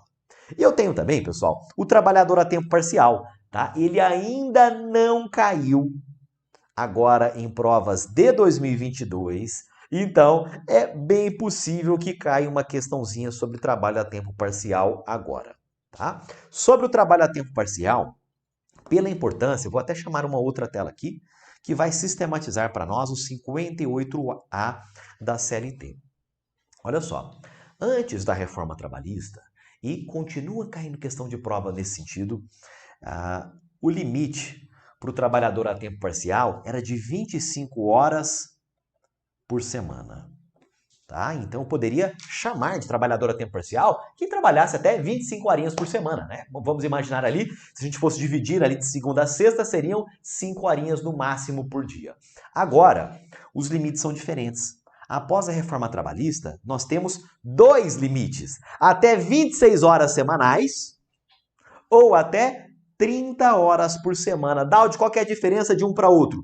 Se o empregado trabalha até 26 horas por semana, ele ainda pode prestar 6 horinhas extras. Então, no máximo, aqui nós teríamos 32 horas por semana do trabalho a tempo parcial. 26 ordinárias e 6 extraordinárias. Beleza? Já quem trabalha até 30 horas, este não pode prestar nenhuma hora extra, realmente vedado por lei a prestação de horas extras para estes trabalhadores. Legal? As férias de quem trabalha essa jornada mais reduzida, agora seguem as mesmas regras, o mesmo regime dos trabalhadores em geral. Tá? Então ele tem 30 dias de férias como regra. Se ele falta, ele está sujeito ali a segundo uma proporcionalidade, ele está sujeito a ter as suas férias reduzidas pelas faltas injustificadas. Ele pode sim vender uma parte das suas férias para o empregador, mesmas regrinhas dos trabalhadores em geral. É possível que quem trabalha ali hoje a tempo integral altere o seu contrato para trabalhar parcialmente. Outro dia eu estava comentando justamente esse conteúdo, né? E alguém no chat, um aluno, comentou: Daldi, foi isso que eu fiz lá na minha empresa. Eu precisava de mais tempo para estudar para concurso público e não queria pedir demissão. Surgiu o acordo coletivo lá da categoria, permitindo essa alteração do regime normal para tempo parcial, e eu fiz a minha opção. Hoje eu trabalho 20 horas por semana, nas outras eu estudo, né? Olha só que maravilha. Então isso é possível desde que exista a negociação coletiva e o empregado faça a opção. E o trabalhador a tempo parcial, ele pode sim compensar essas horas extras sem recebê-las como extra no final do mês. Como assim, Daldi? Como é que funciona essa compensação de jornada para o trabalhador a tempo parcial? Ela funciona da seguinte maneira, olha só. Eu vou colocar aqui um calendário, tá? Um calendário bem simplificado. E o que me interessa aqui são só essas 4 semanas aqui. Semana 1, semana 2, semana 3 e semana 4. Você sabe que o trabalhador a tempo parcial, o que importa é a semana. Tá? E nós vamos imaginar aqui que esse trabalhador a tempo parcial, ele trabalha 20 horas por semana. Beleza? Chegou aqui na semana 1, ele trabalhou ali as 20 horinhas. 4 horas por dia de segunda a sexta, tranquilo. Só que, o que aconteceu? Na semana 2, ele trabalhou 25 horas. Ele trabalhou 5 horas a mais do que ele deveria. Essas horas, elas precisam ser pagas como extras ou elas podem ser compensadas? Elas podem ser compensadas, desde que a compensação seja na semana imediatamente seguinte. Então, essa compensação será possível quando chega aqui na semana 3, ele trabalha 15 horas. Por quê? Porque ele vai, as 5 horas a mais da semana anterior, viram 5 horas a menos aqui na semana seguinte. Beleza? E aí ele trabalha às 20 horas, ele compensou, né? A compensação ocorreu na semana seguinte. Se não compensa na semana seguinte, paga como extra no final do mês. Beleza? Outra jornada diferenciada, amigos, é essa aqui, ó. Nós comentamos do 58A, esta é a jornada do 59A da CLT, trabalhadores em escala 12 por 36. O que vai acontecer? São 12 horas de trabalho por 36 horas de descanso. E aí, Daudi, é bom, não é? Depende, galera. Depende da sua necessidade, depende do trabalho que você desempenha. Tá? É muito comum nós vermos a escala 12 por 36 em hospitais, tá? Dependendo ali, setores de segurança, é comum isso aqui ocorrer. Tá? Portarias de prédios, escala 12 por 36 é hiper comum, então ocorre e muito. O que eu quero que você se lembre para a prova é isso aqui, ó. Em primeiro lugar, como é que eu estabeleço, como é que eu combino a escala 12 por 36? E nós vamos ver, né, que a CLT exige um nível de formalidade. Ela vai exigir que a escala 12 por 36 seja estabelecida mediante acordo individual escrito, tá? Eu e o meu empregador, né, juntinhos ali, combinamos e colocamos no papel aquela escala, isso pode, e também por meio de negociação, seja convenção, seja acordo coletivo de trabalho. Daudi, vale aquele acordo tácito entre empregado e empregador? Daudi, vale o acordo verbal de boca ali entre empregado e empregador? Estes aqui, amigos, eles não valem. Belezinha? Somente acordo por escrito entre empregado e empregador. Beleza? Olha só. Caiu esse detalhe lá no TRT do Mato Grosso, tá? O trabalho nessa escala 12 por 36, se as minhas 12 horas recaem ali num feriado, né? Ou se as minhas 12 horas recaem lá no domingão, ou seja, no dia do repouso semanal remunerado, será que eu vou ter direito à remuneração em dobro? Porque o meu dia de trabalho dentro da escala caiu no feriado, caiu lá no 7 de setembro, caiu no 12 de outubro, ou caiu lá no domingão, né? No domingão das eleições, dia 2 de outubro. Não, pessoal. Por quê? Sabe aquela história de faz parte, né? Faz parte. Então, se você é trabalhador da escala 12 por 36, é sorte ou azar as suas 12 horas recaírem num feriado ou recaírem ali no domingo, no dia do repouso semanal remunerado. Você não recebe a mais só por esse motivo, tá? Aqui, dentro da escala 12 por 36, tem uma facilidade. Qual é? Ela pode ser estabelecida dentro de uma atividade insalubre sem a licença prévia do Ministério do Trabalho. Por quê, pessoal?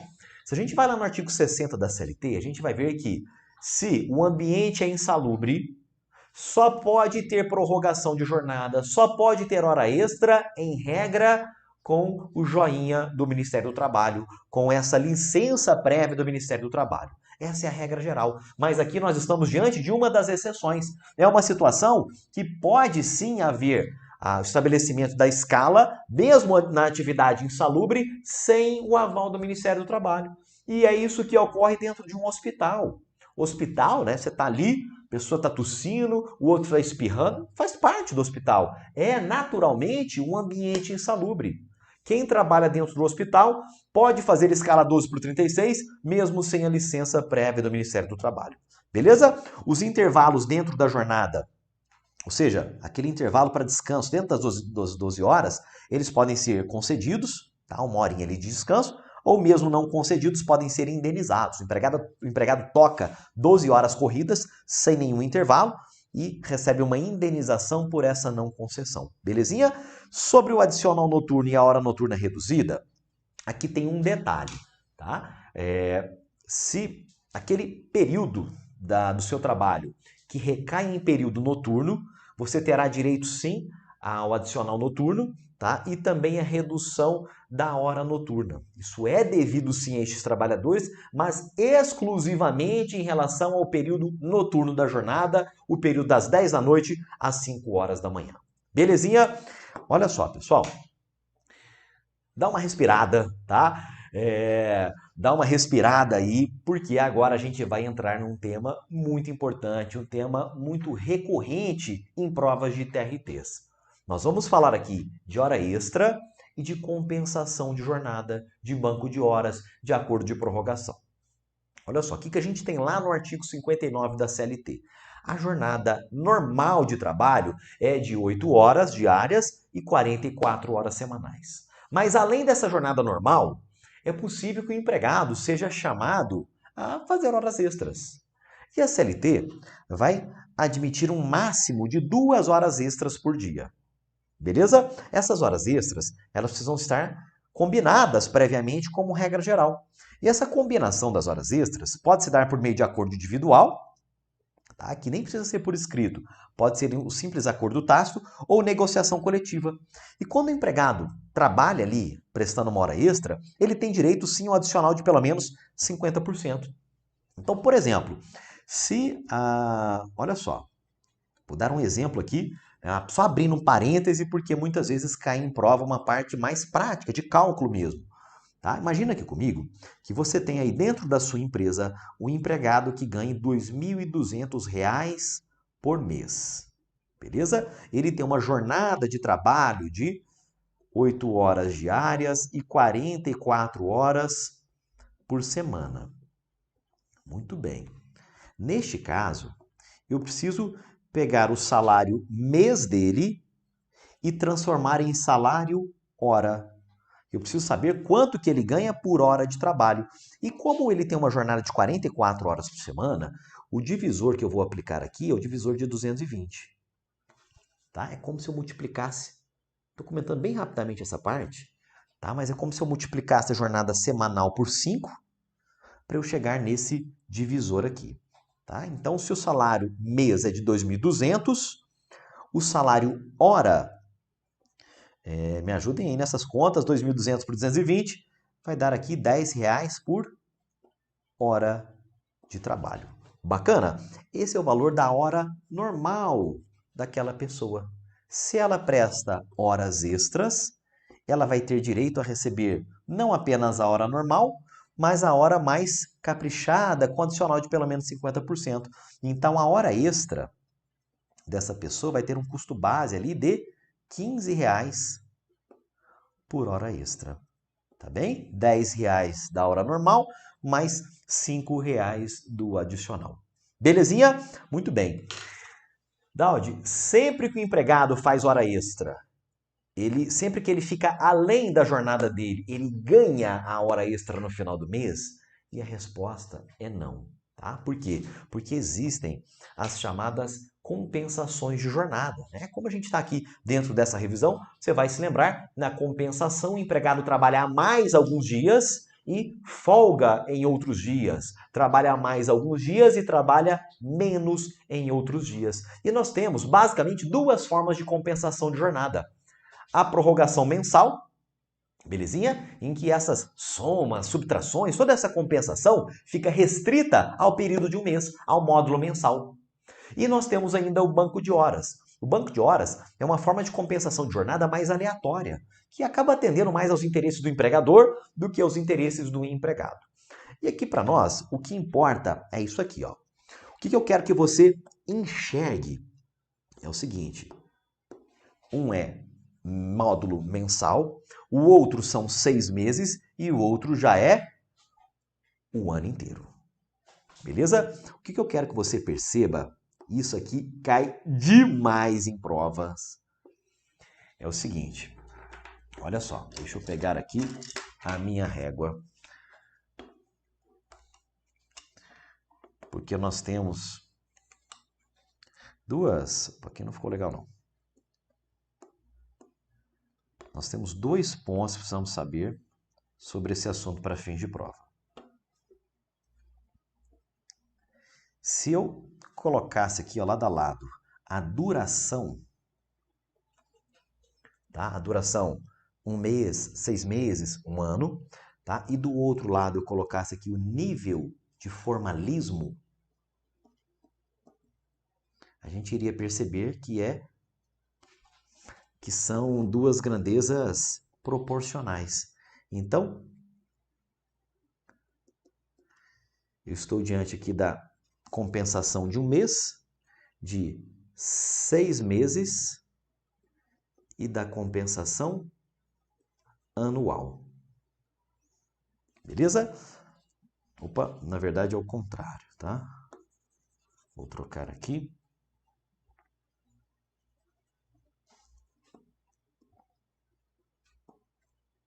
Muito bem. Então, aqui que é o nível de formalismo. E aqui é a duração daquela compensação. Quanto maior a duração, maior o nível de formalismo, tá? E o maior nível de formalismo que eu vou ter é exigir acordo coletivo de trabalho ou convenção coletiva de trabalho. Então, para o banco de horas anual, ele somente pode ser estabelecido por meio de negociação coletiva. Bacana? Já o banco de horas semestral, ele não vai exigir uma negociação lá com o sindicato. É possível que se dê por meio de um acordo individual, desde que seja um acordo por escrito entre empregado e empregador. Daldi, o que sobra aí para prorrogação mensal? Aí, amigos, sobra o acordo simples, o acordo tácito, o acordo verbal. Beleza? Então, o maior formalismo exigido é para o banco de horas anual, para o banco de horas semestral, tá? Eu vou exigir um acordo escrito. Já para aquela prorrogação mensal, um simples acordo entre empregado e empregador. Beleza? E isso está ressaltado aqui, ó. A compensação mensal ela é ajustada mediante acordo individual, seja escrito, seja tácito, tanto faz. Já o banco de horas, compensação aleatória, semestral, vai exigir acordo individual escrito. E o banco de horas anual vai exigir negociação coletiva, resultando em acordo ou convenção coletivos de trabalho. E só lembrando que o banco de horas anual é um dos temas em relação ao qual o negociado prevalece sobre o legislado. Belezinha? Anota isso aqui, pessoal, porque isso aqui despenca em provas. Muitas vezes a gente até sabe o conteúdo, né? Mas chega lá na hora da prova, a banca vai fazer ali alguma pegadinha. Ela vai dizer que só existe uma modalidade de banco de horas. Ela vai colocar ali um deve, né? O empregado deve celebrar o acordo, a negociação coletiva. O empregado deve depender da negociação coletiva para o seu banco de horas em qualquer caso, né? Isso aí está errado, já que existe o banco de horas semestral que não passa pela autorização do sindicato. Legal? Então, é importante que isso esteja realmente no sangue, aí na veia, para a gente matar lá na hora da prova. Mudando aqui um pouquinho de assunto, eu quero falar sobre a jornada de trabalho. Na verdade, sobre a jornada noturna de trabalho. Tá? E eu vou focar aqui com vocês na jornada noturna do empregado da CLT. Tá? Que é a mais importante para fim de prova. Essa jornada noturna da CLT, ela vai das 10 da noite de um dia até as 5 horas da manhã do dia seguinte. Tá quase noturno aqui pra gente. Beleza? Se o empregado trabalha em período noturno, ele tem direito a um adicional. Tá? Um adicional de 20% sobre o valor da hora normal de trabalho. E ele tem ainda o direito a uma hora noturna mais reduzida. Então, a hora noturna do empregado CLT, ela não tem 60 minutos. É uma ficção criada pela CLT para beneficiar o empregado. A cada 52 minutos e 30 segundos já é uma hora, ele já recebe como se fosse uma hora. É uma redução fictícia da hora noturna em benefício do empregado. Belezinha? Aqui nesse slide, pessoal, nós temos alguns temas mais aprofundados quanto à jornada de trabalho. Então nós fomos lá na jurisprudência do TST buscando as jotas, súmulas, né, que até que não são tão exigidas assim em provas, mas nós compilamos aqui nesse diagrama Eu vou deixar aqui com vocês, tá? Eu quero ressaltar aqui principalmente que o adicional noturno é um salário condição, tá? Então, uma vez que o empregado é transferido do período noturno para o período diurno, ele perde aquele adicional. Caiu agora no TRT do Piauí. Súmula 265 do TST. Não há direito adquirido a adicional noturno. Não tem direito a nenhuma indenização. Tá? O empregador transferiu ele do noturno para o diurno, ele deixa de se receber o adicional noturno e isso não viola a irredutibilidade salarial.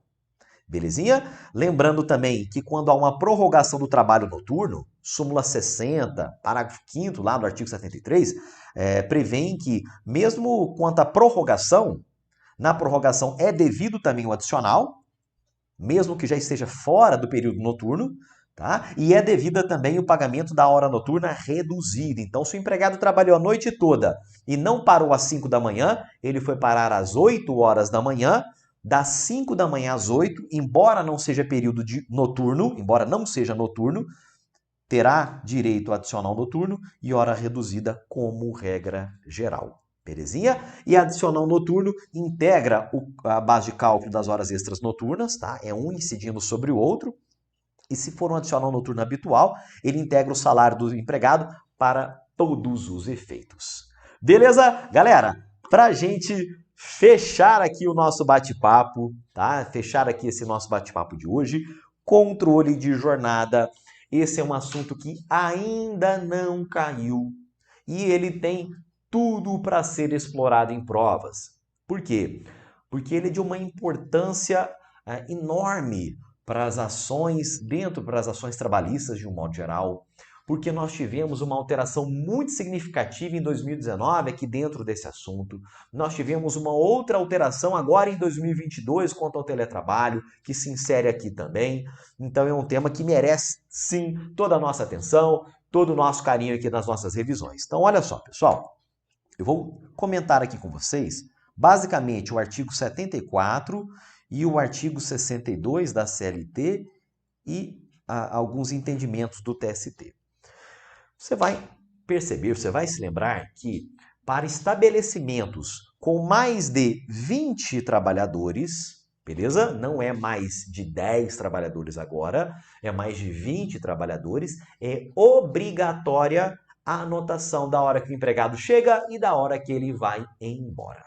Estou falando aqui de controle de jornada, estou falando aqui de cartão de ponto, em anotar essa jornada desempenhada pelo empregado. Legal? Tem alguns detalhes aqui. Essa anotação, ela pode ser feita de maneira manual, de maneira mecânica e de maneira eletrônica. E lembrando que a modalidade do registro do ponto, né, do controle de jornada, é um dos temas, sim, que o negociado prevalece sobre o legislado. Beleza? Então, lembrando que mais de 20 trabalhadores, por estabelecimento, é obrigatória essa anotação, e essa anotação, a modalidade dessa anotação dos temas em relação aos quais o negociado prevalece sobre o legislado. Daudi, eu tenho que anotar toda vez, o empregado veio trabalhar aqui para mim já 400 dias nesses últimos 2 anos. Eu preciso de ter 400 anotações de hora que ele entrou e que ele saiu? Precisa. Em regra, é obrigatório se for um estabelecimento de mais de 20 empregados. Porém, tem uma colher de chá aqui, tá? Esses 2 balõezinhos aqui, né, esses 2 pontinhos de interrogação, eles foram alterados por meio da Lei da Liberdade Econômica lá de 2019. Essa Lei da Liberdade Econômica, ela permitiu o chamado ponto por exceção, ou controle de ponto por exceção. Como assim, Daudi? Caso estabelecido esse controle de ponto por exceção, meus amigos, o que vai ocorrer é que eu não preciso anotar mais todo dia que o empregado chega, toda hora que o empregado vai embora. Só será necessário anotar dentro do controle por exceção aqueles momentos, aqueles registros em que se foge do comum, que se foge do corriqueiro. Então, normalmente, o empregado chega às 8, sai às 17, uma horinha de almoço, bacana. Quando ficar dentro desse normal, desse arroz com feijão, não é necessário anotar. Caso estabelecido esse controle por exceção, eu só anoto o que fugir desse normal. Quando o empregado faz uma hora extra, quando o empregado chega mais tarde, chega mais cedo, então só o que fugir do normal é que será anotado no controle de ponto por exceção. E aqui você vai se lembrar que, tal qual ocorre lá no banco de horas, é necessário um nível de formalismo. Aqui também será exigido, tá? Aqui também será exigido o acordo escrito ou a negociação coletiva para estabelecimento do controle de ponto por exceção. Belezinha? Tanto acordo escrito como negociação coletiva vão viabilizar o controle de ponto por exceção. Daudi, eu estou percebendo, né? Dá uma sistematizada aqui para facilitar para a gente. Olha só, eu vou anotar aqui para vocês. Banco de horas, tá? Banco de horas, escala 1236. E aqui, por último, que nós comentamos, controle por exceção. Qual que é o macete aqui?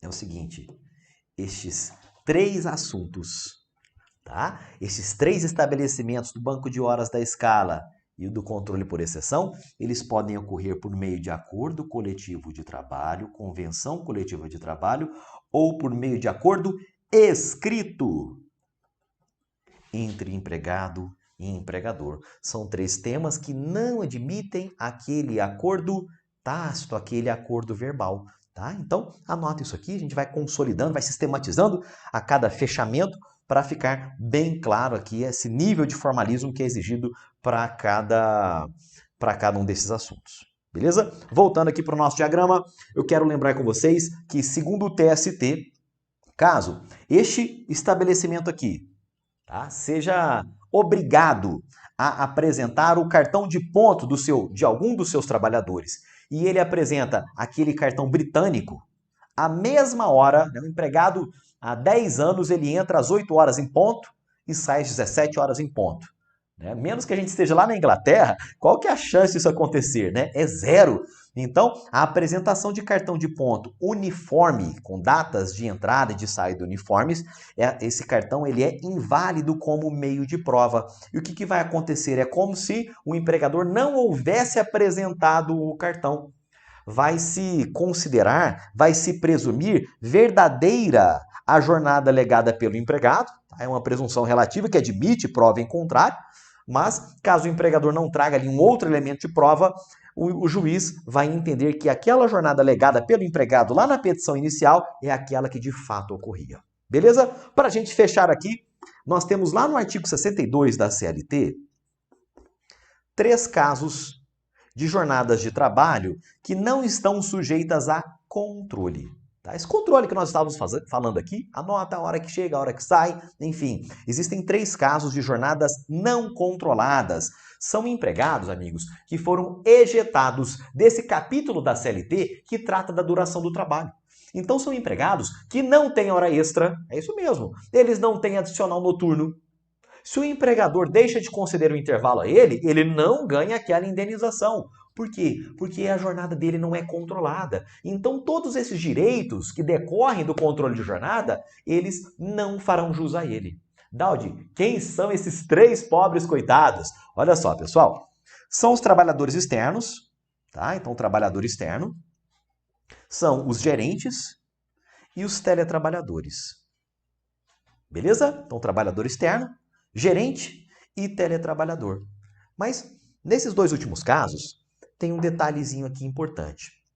O gerente, tá? E todos aqueles que exercem cargos de gestão, ele só é ejetado do controle de jornada caso ele receba uma função de confiança de pelo menos 40% do salário dele. É uma exigência do parágrafo único do artigo 62 da CLT. Beleza? Então, para o gerente perder o direito à hora extra, ele precisa receber uma função de 40% pelo menos do seu salário. Bacana? Em relação ao teletrabalho, nós tivemos novidades aqui da MP 1108 que já foi convertida em lei. É o seguinte, hoje nós temos 3 modalidades de teletrabalho. O teletrabalho por jornada, o teletrabalho por produção ou por tarefa. No teletrabalho por jornada, o empregado está lá na casa dele, Tá lá em outro local, não está na sede da empresa, mas o empregador continua controlando a jornada que ele faz. Que horas que ele entra, que horas que ele loga lá no sistema, tá? Que horas que ele manda ali o primeiro zap do dia. Então, quando o empregador continua controlando a jornada do teletrabalhador, é o teletrabalho por jornada. Mas nos outros dois regimes de teletrabalho, ou seja, no teletrabalho por produção, no teletrabalho por tarefa, o empregado, o teletrabalhador, ele é excluído do controle de jornada. Então ele não tem direito ao adicional noturno, à hora extra, como regra geral. Só lembrando que essa condição de teletrabalhador precisa constar expressamente no contrato de trabalho destes trabalhadores. Beleza? Muito bem, pessoal. Então nós vimos aqui o controle de jornada, mais de 20 trabalhadores por estabelecimento. Nós vimos o controle por exceção, negociação coletiva ou acordo escrito. E nós vimos ainda a jornada não controlada, trabalhador externo, gerente 40% e o teletrabalho por produção ou por tarefa. E com isso a gente encerra aqui esse bloco de revisão sobre jornada de trabalho.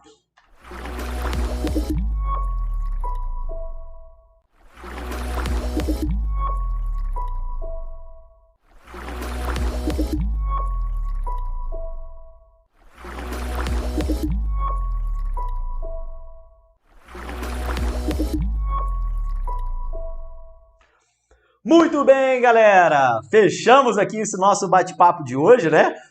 Antes de chegar aí no horário noturno, às 10 da noite, nós fechamos aqui realmente esse nosso bate-papo sobre salário, sobre remuneração, sobre jornada de trabalho, né? São dois temas importantíssimos que, sem sombra de dúvidas, eles já estão sendo cobrados e, sem sombra de dúvidas, eles estarão presentes aí nessas próximas provas, TRT 14, 17, TRT Bahia, TRT Minas, TRT 8ª Região. Então, certamente, nós veremos estes dois grandes assuntos sendo explorados pelo examinador de um modo geral. Galera, eu gostaria de agradecer aqui a presença de cada um de vocês. Nós somos 450 pessoas aí. Valeu, galera. Maravilha, tá? E só lembrando, pessoal, que essas revisões aceleradas, elas são um módulo de um material diferenciado que está disponível para vocês, tá? É um material que inclui essas revisões, tá? Essas revisões em videoaula, são mais de 20 vídeos de revisão, inclui também mapas mentais, tá? 2 dos quais nós disponibilizamos hoje nessa aula aqui para vocês, inclui a CLT esquematizada, topzera lá para você turbinar a sua leitura da lei seca, mais de 200 questões comentadas, inédita, FCC, FUMARC, FGV, tem muita coisa legal ali, tá? As mais recentes questões estão lá comentadas. E até quarta-feira, até 5 de outubro, tá? Sai por 12 de 24 ou 299,40, usando aqui esse cupom Gabaritando 40, belezinha? O link, amigos, o link aqui para esse curso, tá? Ele está aqui na descrição do vídeo. O primeiro link aqui, Mentoria Direito Gabaritando, clica lá para você já ser direcionado para a página de vendas. Beleza? Galera, é isso, tá? Agradeço aí essa primeira live aqui de Direito do Trabalho de outubro, tá? Um mês muito promissor, um mês bastante animado será no nosso mundo aqui de concursos públicos. Agradeço imensamente a presença, a atenção. Cadê o chat? Opa, perdi meu chat aqui. Deixa eu só atualizar aqui, porque eu quero ver vocês. Cadê? Bom, deixa eu pegar aqui pelo YouTube do celular, galera. Opa, agora voltou? Maravilha, galera. Então, é isso, tá? Deixa eu ver aqui se tem dúvida. Marcos, forte abraço. Até a próxima, Lucas. Opa, boa noite. Estão no Telegram. Esses mapas mentais de jornada e de salário estão lá no Telegram, sim. Beleza? Entra lá, Diana, aula top, show de bola, obrigado. Valeu, galera, um fortíssimo abraço, uma excelente semana para todos vocês e até a próxima.